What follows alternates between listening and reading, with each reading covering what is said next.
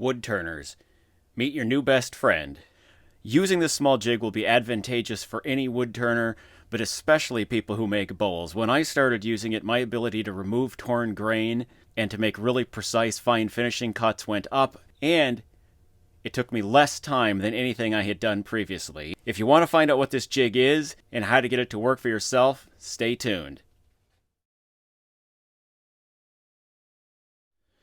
What this is the Veritas Scraper Burnisher for Woodturners from Lee Valley Tools. And when you buy it, you get this base, the pivot pin, and then 2 solid carbide burnishing pins, one more tapered than the other. In this video, I'm going to explain the general principles behind the use of this tool, explain why and how it's going to increase the quality and speed of your work, show you my favorite scraper to use with this system, and hang out with me for the whole video, please, because I'm also going to reveal the best mount to make this thing really quick to use that also allows you to keep these 3 pins, which only sit down in these holes, from getting lost. And with that, let's get to it. The whole principle behind rolling burrs along the edge of a turning tool is the same as if you were using a card scraper. Now, a lot of people are more familiar with card scrapers than they are with turning tool burnishers.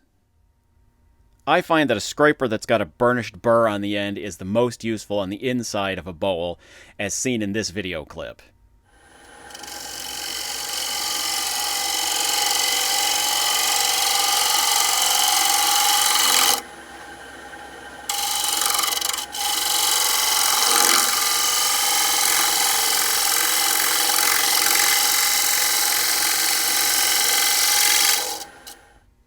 Now, the one thing you probably noticed in that video is that the scraper is actually presented at an angle, and that means that you're not really making a scrape cut, it's a shear cut, and that shear cut slices through the wood. And the burr that gets rolled up onto these things actually points back in a different direction, something about like this, which means the cutting edge is now pointing like that. Now, I know there are carbide tip tools that have a similar cutting edge.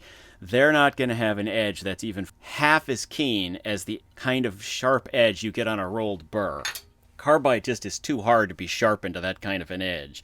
But by doing that, you're able to take very controlled, fine finishing cuts and to slice through areas of grain that tears in any other way. This method doesn't get rid of all torn grain, but it'll get rid of most of the torn grain very quickly, and I found it to be a lot more effective for me than using, say, 2 or 3 different bowl gouges that have different grinds for different cutting purposes. Now, I've found this whole system, especially with bowls, to work a lot better with this Tracy Owen scraper from Henry Taylor Tools because it's round on the bottom. Actually, since I bought this particular scraper a few years ago, I have not used my flat scrapers at all. This thing is just that much better. Now, anything that I've been saying this many good things about has got to have some part of it that's not really ideal. And in this, the only thing that really I would change is the length of this pivot pin. With the half-round scraper that I just showed you, this thing is not tall enough, and there are actually some other flat scrapers that are taller than this thing is too. If it were about 1/4 of an inch, which is 6 millimeters or so, taller, that would be enough. That's actually a fairly easy to fix problem. I just need to find a drill bit that's the right diameter. I'm going to put that in there, cut the fluted end of the drill bit off, and simply use that as a bigger pivot pin. Alright, so there are basically 2 ways you can go about mounting this thing. It does have, very obviously, mounting screw holes, and that's what I use now. But if you don't want to do that, and what I did for quite some time, this is square enough you can actually just squeeze that right into a bench vise or woodworking vise of any sort. And that's what I did for a long time. As long as you don't tip it over, those pins don't go anywhere. And actually, they're pretty snug fitting. They don't just drop out when you do that. But if they're not contained, they can still get lost. The mounting system I'm using now, and what I recommend everybody else do, is to screw this down to a board. Now, what I've got here, this is actually just 2 pieces of leftover 3/4 inch Baltic birch plywood. I've got a cleat on the bottom that's just narrow enough to fit in between the ways of my lathe. And the reason I have this doubled up and thick like that is so that this plastic jar I got in a camping store can be set down into a hole that I drilled. And that way, once the lid is off, it doesn't obstruct anything over here. That's completely clear.